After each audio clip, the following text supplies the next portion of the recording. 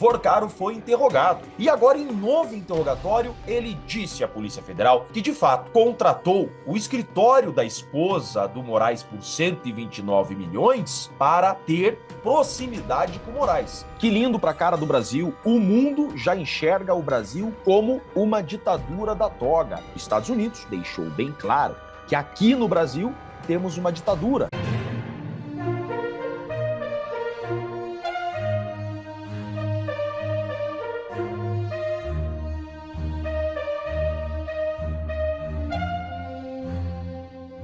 Cazé TV confirma prisão de famoso humorista nos Estados Unidos. É isso mesmo. O influenciador e humorista Diogo Defante foi preso por policiais nos Estados Unidos após uma abordagem durante a cobertura da Copa do Mundo. A informação foi confirmada ao vivo na Cazé TV. Segundo informações divulgadas até o momento, Defante teria feito uma brincadeira com agentes de segurança e acabou sendo levado pelos policiais. Vorcaro disse à PF que contrato com mulher de Moraes não teve contrapartida. É isso mesmo. Vorcaro confessou à Polícia Federal que o contrato de 129 milhões de reais com a esposa de Moraes tinha como objetivo a aproximação com o ministro, mas alega que não houve a contrapartida. Segundo disse, porém, não houve contrapartidas nem atos de ofício ligados ao caso. A proposta de colaboração foi recusada pela PF. O banqueiro está preso preventivamente e é investigado por fraudes financeiras envolvendo o Banco Master. Nos documentos, um dos anexos citava Alexandre de Moraes. Vorcaro afirma que o contrato de 129 milhões com o escritório de Viviane Barsi de Moraes tinha como finalidade criar aproximação com o ministro, mas nega qualquer irregularidade na execução dos pagamentos. A proposta também mencionava um segundo contrato de 50 milhões, que não teria sido assinado. Ele envolveria a mesma estrutura jurídica ligada ao escritório da advogada. Vorcaro quer inocentar Alexandre de Moraes e eu vou mostrar o porquê disso. Mas antes eu preciso que você curta, comente e compartilhe esse vídeo, porque agora, em época de Copa do Mundo, o algoritmo não está entregando vídeos políticos e jurídicos como este. Por razões bem óbvias, Vorcaro foi interrogado e agora, em novo interrogatório, ele disse à Polícia Federal que, de fato, contratou o escritório da esposa do Moraes por 129 milhões para ter proximidade com Moraes, mas não teve contrapartida do ministro. Vejam só, isso é uma verdadeira confissão. Vorcaro disse que, de fato, contratou o escritório da família do ministro por um valor surreal, exorbitante de 129 milhões, para ter proximidade com o ministro, mas tentou inocentar o ministro. Disse que, apesar disso, o ministro não deu nenhuma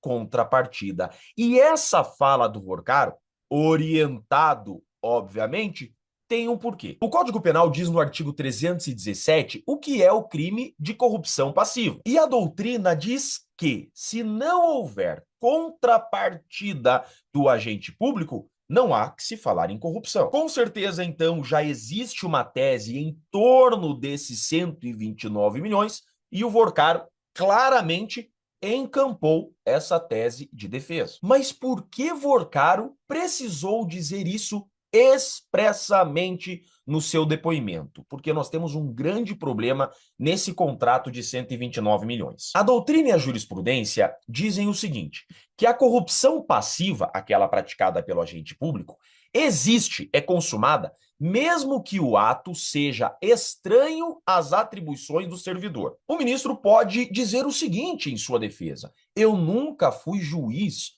em processo do Vorcaro, eu nunca atuei como ministro em qualquer caso envolvendo o Vorcaro. Então não há que se falar, em hipótese alguma, em corrupção passiva. Mas não é bem assim. A doutrina e a jurisprudência dizem o seguinte, que muito embora você não tenha agido exatamente na sua função, mas tenha de qualquer outro modo dado qualquer contrapartida por valores recebidos, isso já configura corrupção. É aqui então que começa o grande problema e Vorcaro tem que dizer que não houve nenhuma contrapartida.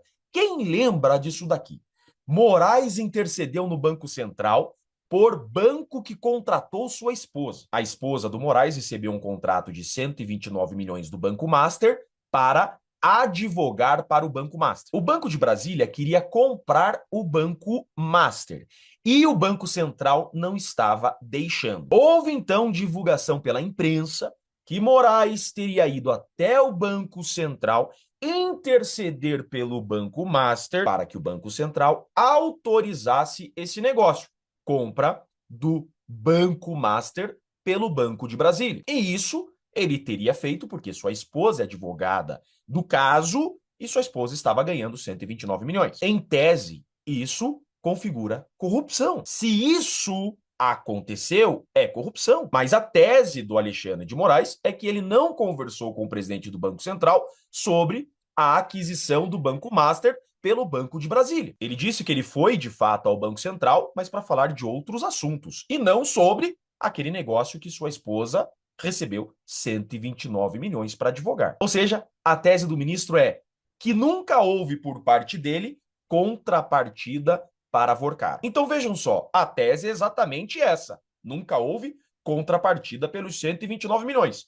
Ele, Alexandre de Moraes, nunca foi ministro dos processos do Vorcaro e ele nunca deu nenhuma outra contrapartida para o Banco Master e para o Vorcaro. Essa fala do Vorcaro, então, que nunca houve nenhuma contrapartida pelos 129 milhões, é a tese de ouro para a defesa de Alexandre de Moraes. Agora, por que Vorcaro estaria encampando, ratificando, confirmando a tese de defesa de Alexandre de Moraes e de sua família? Isso me fez lembrar da Lava Jato.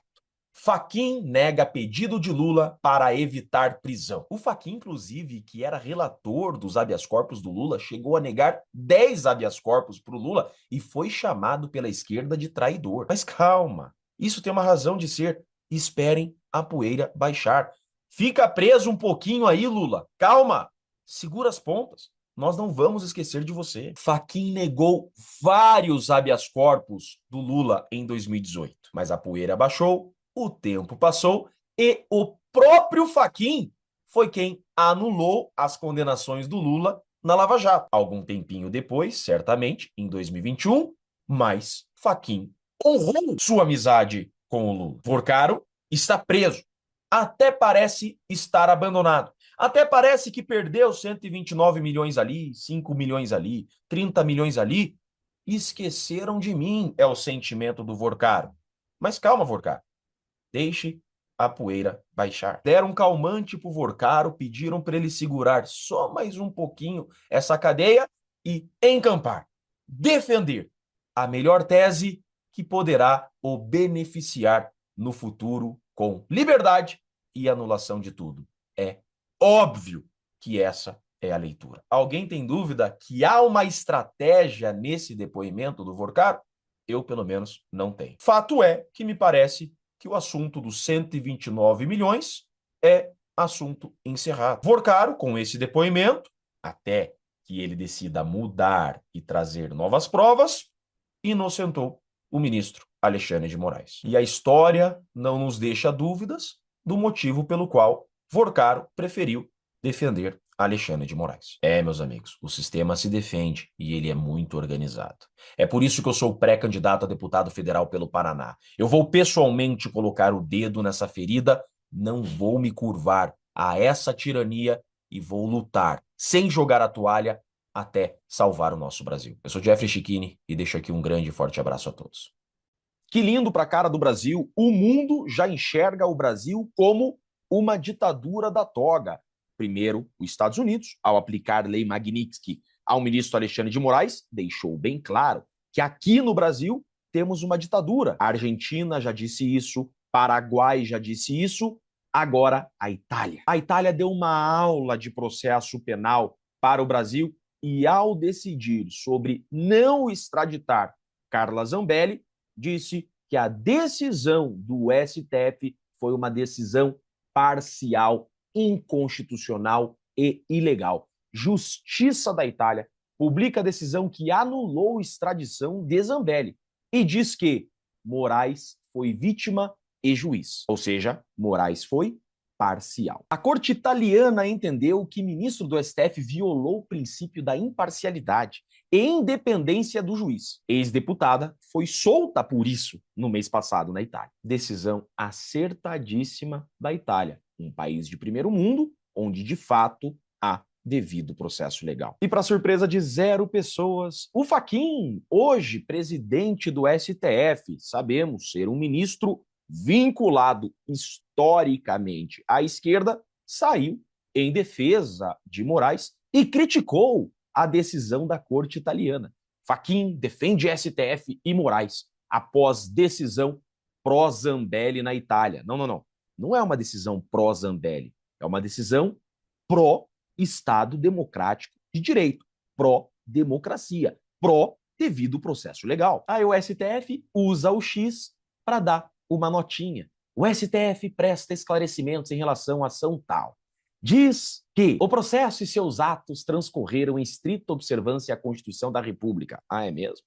Ao devido processo legal, ao contraditório, à ampla defesa e aos compromissos internacionais assumidos pelo Estado brasileiro. Mentira, mentira. Eu conheço os processos da primeira à última página e o que nós não vimos nesses processos do STF foi Constituição e processo penal. O que nós vimos foram processos exclusivamente políticos que violaram o devido processo legal, violaram o princípio do juiz natural. E eu provo. A corte italiana está certíssima. O juiz não foi imparcial, porque o juiz estava diretamente interessado na causa. Diz o Código de Processo Penal: o juiz não poderá exercer jurisdição no processo em que ele próprio ou seu cônjuge, parente, consanguíneo, tal, for parte ou diretamente interessado no feito. E é exatamente isso que nós temos nesses processos do STF, tanto contra Zambelli, contra o presidente Bolsonaro, contra Felipe Martins, contra os militares. A PGR, na denúncia que dá início ao processo, disse que o ministro Alexandre de Moraes era vítima, que o ministro Alexandre de Moraes sofreria atentado. E ele, ministro Alexandre de Moraes, foi o relator do processo que ele seria vítima. Ou seja, nitidamente, diretamente interessado no feito. Se ele, juiz, sofreria um atentado, se ele, juiz, seria vítima de atentado, é óbvio que ele é diretamente interessado no feito. Foi isso que a corte italiana disse. Moraes foi vítima e juiz, porque é isso que está escrito no processo. E esses processos aberrantes do STF também violaram o princípio do juiz natural. A Constituição da República, artigo 5º, inciso 37, é bem clara. Não haverá juízo ou tribunal de exceção, que significa um tribunal que muda regras depois de um fato. E foi o que aconteceu. Desde 2005, o entendimento é que ex-presidente não tem foro privilegiado, não tem prerrogativa de foro. Por isso, Lula, ex-presidente, foi processado na Lava Jato em primeiro grau em Curitiba pelo juiz Sérgio Moro. Aí o STF mudou o entendimento de 2005, um entendimento já pacificado, para processar o presidente Bolsonaro direto no STF. E pior, processou todo mundo que não tinha foro privilegiado, militares, assessores, também diretamente no STF. Isso é absurdo. Essa mudança de regra após o fato é tribunal de exceção, o que só existe em ditaduras. Isso é vedado pela nossa Constituição. Então, muito embora o STF venha com notinha, que o Fachin saia defendendo o STF, fato é que todo mundo sabe, o mundo já sabe, agora a corte italiana escancarou isso, que esses processos da Zambelli, do 8 de janeiro, do Felipe Martins, do presidente Bolsonaro, dos militares, foram processos inconstitucionais, com uma conclusão de que nós não somos uma democracia verdadeira. No papel, queremos nos colocar como uma democracia, mas na prática, de fato, vivemos uma ditadura da toga. Vergonhoso demais isso para o Brasil. Mais vergonhoso ainda é o presidente do STF reagir a isso. O STF dar notinha reagindo a uma corte italiana. O Brasil se colocando nesse conflito diplomático, nessa exposição, nesse conflito desnecessário por conta de parcialidade evidente de um relator que deveria ter se declarado suspeito desde o início. Ridículo para a cara do nosso país, mas necessário. É importante que o mundo realmente saiba o que estamos vivendo aqui, saiba realmente o que está acontecendo e o melhor de tudo, que as democracias mundo afora agora começaram a declarar esses processos ilegais, inconstitucionais. E o mundo está vendo que, de fato, não somos uma democracia. Mas nós, brasileiros, precisamos reagir aqui de dentro também. Não podemos esperar o mundo nos defender. Nós precisamos nos unir e reagir. Nós somos um exército de cidadãos ordeiros, corretos, e que não nos curvaremos a essa tirania. Precisamos enfrentar os tiranos. Precisamos defender a nossa pátria, defender as nossas leis. Não podemos nos acovardar, não vamos jogar a toalha, não há ditadura, tirania que dure para sempre, e unidos nós vamos vencer. Continuemos de pé e vamos continuar lutando pela liberdade do nosso povo, pela liberdade do nosso Brasil. Nós vamos vencer essa guerra, eu tenho certeza disso. Eu sou Jeffrey Chiquini, sou advogado, e deixo aqui um grande e forte abraço a todos. A delação do Vorcaro foi rejeitada, como sabemos, pela segunda vez. Se foi rejeitada, por que ele não voltou para Papuda? Por que ele não voltou ainda para a cadeia? Por que ele permanece na superintendência da Polícia Federal? E, sobretudo, qual é o medo do Vorcaro de voltar para a cadeia? O que pode acontecer com ele? Eu sou André Marcília, advogado, constitucionalista e comentarista jurídico, e peço que vocês se inscrevam no canal e deixem like nesse vídeo. Bom, meus caros, a primeira delação do Vorcaro foi rejeitada, a segunda delação foi rejeitada pela Polícia Federal, e aí a grande questão é por que ele ainda não voltou para a cadeia, porque ele permanece na superintendência da Polícia Federal.